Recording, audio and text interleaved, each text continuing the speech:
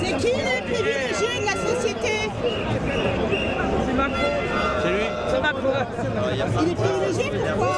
Parce qu'il vient de chez Rothschild quand même, hein. Il a le compte en banque qui est bien plein. Pardon? Il a le compte en banque qui est bien plein, lui. Il n'a pas de soucis pour les fins de mois. Et les Chinois, ils sont des privilégiés? Je sais pas, on est des privilégiés, les camarades? Ah, je crois pas, non. Voilà. Non. Vous avez trouvé ça où? Dans Bonux? Pardon?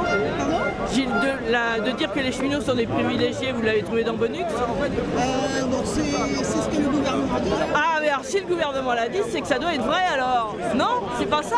Ah, j'aurais pas cru moi. Non, non, on n'est pas des privilégiés. Hein. Quand vous vous levez, faites les 3-8, quand vous vous levez le matin de bonne heure à 3h du mat pour aller faire une matinée, que le samedi et le dimanche vous travaillez alors que vous n'êtes pas avec vos enfants, avec votre mari. Non, je pense pas qu'on soit des privilégiés. Voilà. Merci, madame. Il n'y a pas de quoi.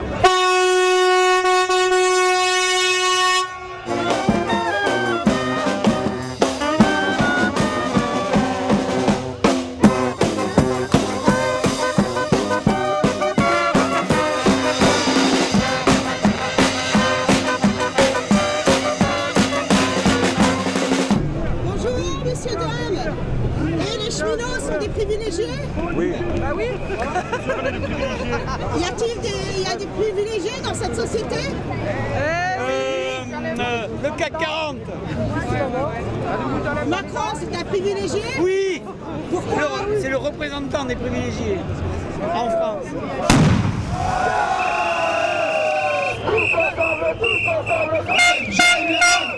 Tous ensemble, tous ensemble.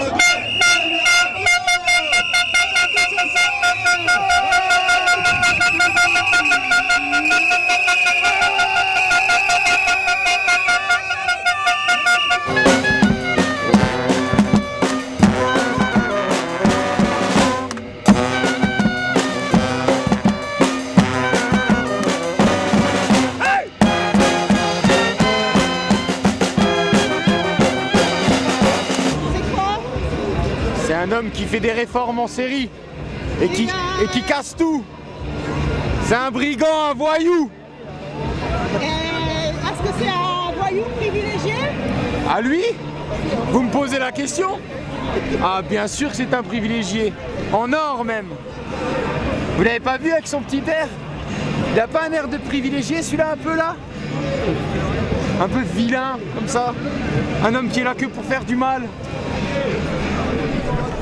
Ça c'est un privilégié, ça, il a le pouvoir et il peut décider de tout, quand il veut, sur qui et n'importe comment, en dépit de la démocratie et du peuple. Donc ça c'est un foutu privilégié comme on dit dans notre langue française même. Un bon foutu privilégié. Vous l'avez pas vu avec son petit train, on dirait un missile, on dirait qu'il va tout casser.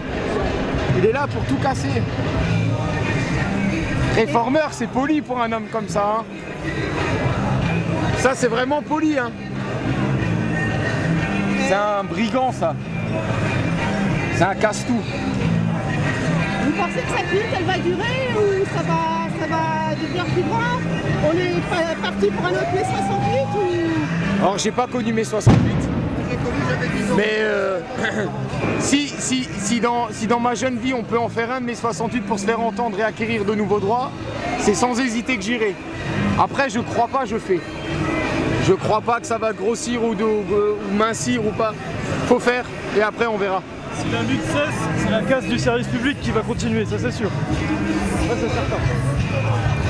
Celui qui lutte peut perdre, celui qui ne lutte pas a déjà perdu. C'est ça le plus important. Et ceux qui vivent sont ceux qui luttent. Toutes ces belles phrases-là, elles nous font dire qu'il y a besoin d'y aller.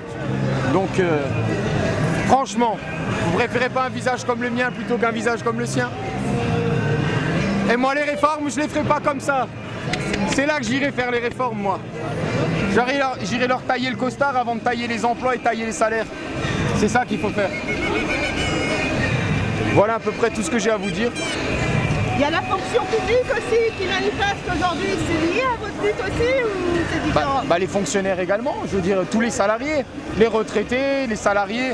Aujourd'hui vous voyez des cheminots, mais au-delà de ça c'est une convergence de tout un tas de gens, de tout un tas de problèmes, que ce soit des retraités, des chômeurs, des cheminots, des salariés, des fonctionnaires. Ça touche l'ensemble des personnes.